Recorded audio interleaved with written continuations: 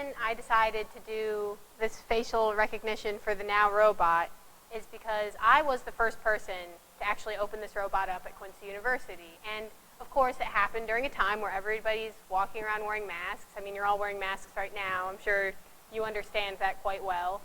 And part of what Now can do is recognize faces. The issue was, whenever I'd try to talk to him or ask him to do something or see if he could recognize me, he just couldn't. And I was so confused why. And then I realized, because I was having to wear a mask in my class. I couldn't just take my mask off and talk to him, because if it's not just me in the room, then I don't want to risk anybody's safety. So what I decided to do, which I learned in machine learning, is that you can test an algorithm, and you can train an algorithm to do something by showing it multiple variances. So what I actually did is I took not just a picture of my face to train him, but I took 6 pictures of each person's face that I wanted to train him with. Now, I only did 3 people for this, me and then 2 stock images, which I aptly named Bob and Susan just for testing. And I basically would have him crouch down like he is right now. I would hold a photo in front of him, have him put that into his memory for either me, Bob, or Susan, and he would then remember that. So I can actually show this off. If I run his program, which you can see here is made in an app called Choreography, where I can map out what he is able to do. And the way I did this is he can recognize, and I can tell him whose name it is. So I've run the program. So as a little test, here's Susan. So hold it in front of him and see what he does. See your face.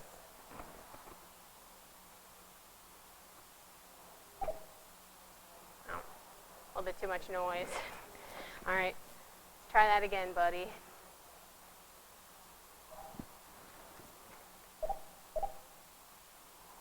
I see your face.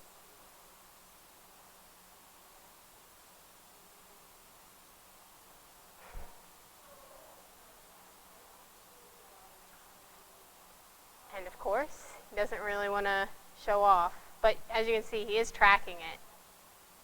So he can see where they are. And he's currently trying to figure out who this is by just looking at the photo of them.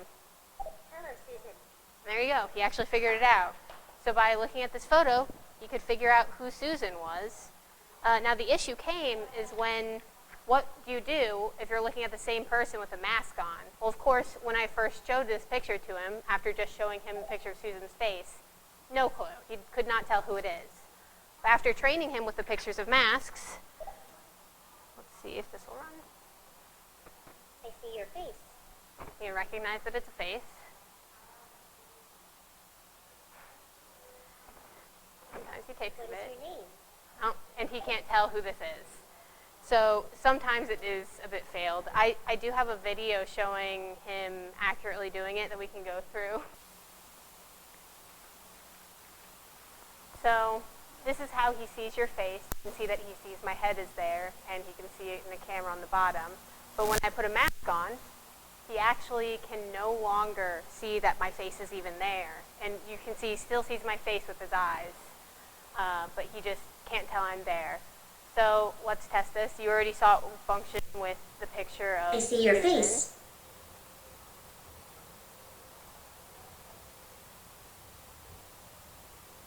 Takes a little bit. That is Susan.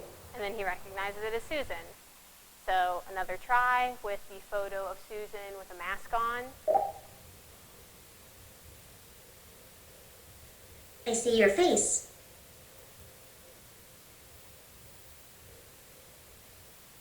That is Susan.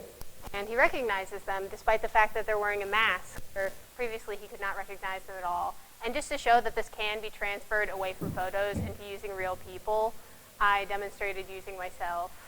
I can't see anybody. I see your face. That is Carrie. And he recognizes me. So that can be transferred, because I only trained him using photos of my face, and despite that, he could still recognize me after that. So training with photos is still a good way to do that. All right. So my end results ended up actually being that with about 84% accuracy, he can see somebody's face after training them, having a mask on and using some different lightings and just like different environments. He can see you with about 84% accuracy. He can guess you're the right person.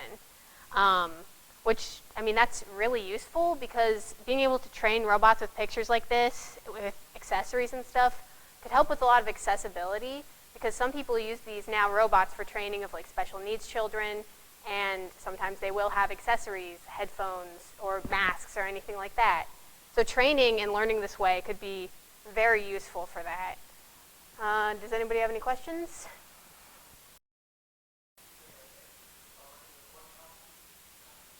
So rather than just doing one thing and then letting him take only the results from that, by giving him multiple images, he can take the data from all of those images and store it inside and have that data representative of me as a person, per se. If I give him 6 images of me, he will take each one and he'll save that data, and then he'll know each one of those variants is me. Yeah, so he actually maps via your mouth, nose, the corners of your eyes, and then the ears. So he takes a lot of different like measurements of your face whenever you show him a picture of you. Yep. So he does have the capability to recognize faces. I was showing that you can train him using that code in existence rather than just using the one image they expect of you. You can use multiples in different situations to kind of improve his ability to recognize you.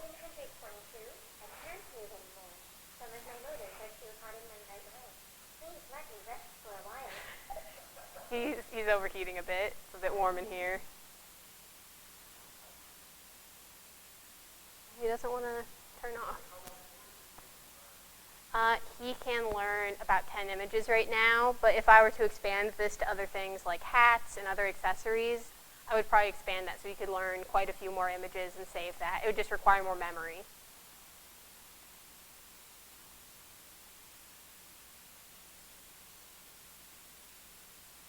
This won't turn off. All right. Anybody else have any questions? No? That is my now robot face recognition.